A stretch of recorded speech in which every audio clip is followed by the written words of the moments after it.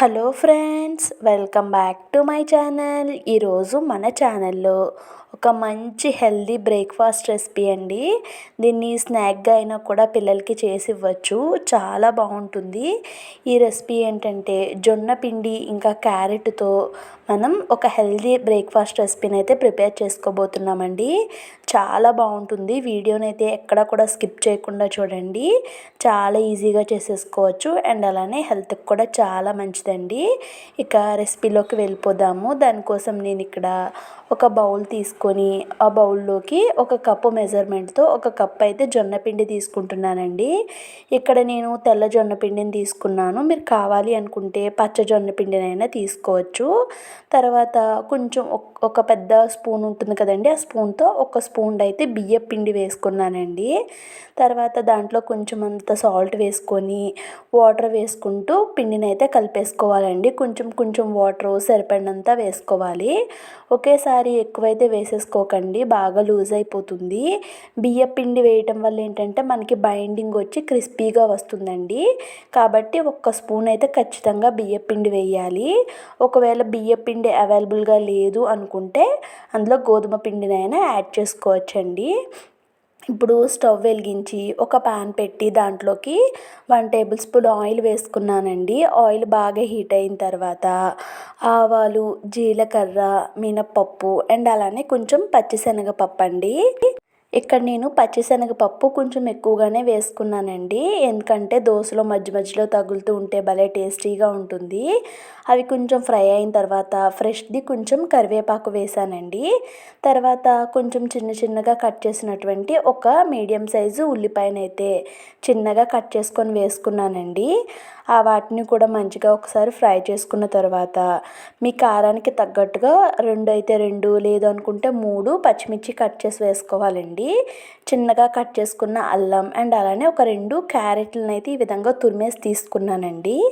తర్వాత కొంచెం సాల్ట్ అయితే యాడ్ చేశానండి. ఇందాక మనం జొన్నపిండి కలిపినప్పుడు అయితే దాంట్లో సాల్ట్ వేసుకున్నాం కదా, కాబట్టి ఇక్కడ కూడా చూసుకొని కొంచెం అడ్జస్ట్ చేసుకోండి. మనకి ఇవన్నీ బాగా ఫ్రై అవ్వాల్సిన పని లేదండి. ఒక 2 మినిట్స్ అలాగా మనకి ఆ పచ్చి స్మెల్ అనేది రాకుండా ఉండటం కోసం ఫ్రై చేసుకుంటే సరిపోతుంది. ఇక ఫైనల్గా కొంచెం అంతా కొత్తిమీర కూడా వేసేసానండి. వేసేసి స్టవ్ ఆఫ్ చేశాను. ఇప్పుడు అవి ఫ్రై అయ్యేలోగా మనకి ఇక్కడ ఇందాక మనం నానబెట్టిన జొన్న పిండి అయితే నానిపోయిందండి. దాంట్లో ఇంకా చిన్న చిన్నవి ఏమన్నా ఉంటే అవి కూడా పోయేలాగా మనం ఒకసారి కలిపేసుకోవాలి. ఇప్పుడు మనం ఇందాక ప్రిపేర్ చేసి పక్కన పెట్టుకున్న క్యారెట్ ఉంది కదండి, ఇది చల్లారే వరకు వెయిట్ చేయాల్సిన పని లేదు. చూడండి, ఇక్కడ పొగలు వస్తూ ఉంది. నేను వెంటనే వేసేసుకున్నాను. వేసేసి ఇప్పుడు ఇదంతా కూడా కలిసే విధంగా కలిపేసుకోవాలండి. వేడిగా ఉన్న ఏం కాదు, మనకి దోశ అయితే పర్ఫెక్ట్గా వస్తుంది. ఇప్పుడు క్యారెట్ ఇంకా జొన్న పిండి ఇవన్నీ కలిసే విధంగా కలిపేసుకున్నానండి. ఒకవేళ మీకు పచ్చిమిర్చి కారం సరిపోలేదు అనుకుంటే కారాన్ని కూడా ఇప్పుడు యాడ్ చేసుకోవచ్చండి. ఇక నేనైతే ఏమీ కారం యాడ్ చేయలేదు.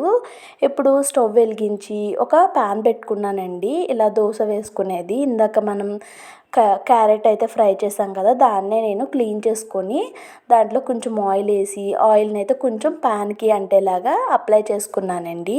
ఇప్పుడు మనం కలుపుకున్న పిండి ఉంది కదండి, జొన్న పిండిని తీసి ఒక 1.5 గరిటె అయితే వేసి దాన్ని కొంచెం మందంగానే నేనైతే ఊతప్పలాగా వేసుకుంటున్నానండి. మీరు కావాలనుకుంటే పల్చగా కూడా కొంచెం ఇంకా ఎక్కువ వాటర్ వేసుకొని పల్చగా అయినా వేసుకోవచ్చు. నేనైతే కొంచెం మందంగా వేసానండి. ఇప్పుడు మూత పెట్టి ఒక 2 నిమిషాలు సిమ్లోనే కుక్ చేసుకోవాలి. 2 నిమిషాల తర్వాత తీసి చూస్తే పర్ఫెక్ట్గా కుక్ అయిందండి. దీన్ని ఇంకొక సైడ్కి అయితే టర్న్ చేసేసుకోవాలి. చూడండి, ఇక్కడ ఇదే విధంగా 2 సైడ్స్ కూడా తిప్పుకుంటూ మంచి కలర్ వచ్చే వరకు కాల్చుకోవాలండి. చూడండి, క్యారెట్ వేయటం వల్ల ఎంత మంచి కలర్ అనేది వచ్చిందో. మనం ఎర్లీ మార్నింగ్ బ్రేక్ఫాస్ట్గా అయినా చేసి ఇవ్వచ్చు. ఈవినింగ్ టైం పిల్లలు స్కూల్ నుంచి వచ్చేసరికి ఇలా స్నాక్గా అయినా చేసి ఇవ్వచ్చండి. హెల్త్కి చాలా మంచిది. పిల్లలు కూడా రెగ్యులర్గా ఒకేలాంటివి కాకుండా ఇలాంటివి చేసిస్తే ఇష్టంగా తింటారు.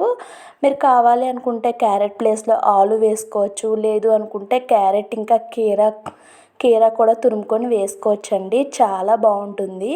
ఒక్కసారి ఈ జొన్న పిండి దోశని ట్రై చేసి మీకు ఎలా వచ్చిందో ఖచ్చితంగా కామెంట్స్లో షేర్ చేసుకోండి. అండ్ అలానే జొన్న పిండితో మన ఛానల్లో ఇంకా మంచి రెసిపీస్ ఉన్నాయండి. ఒక 2 lakhs వరకు వ్యూస్కి వెళ్ళిన వీడియోస్ ఉన్నాయి. లింక్స్ అన్నీ కూడా డిస్క్రిప్షన్లో ప్రొవైడ్ చేస్తాను. ఇంట్రెస్ట్ ఉన్న వాళ్ళు చెక్ చేయండి.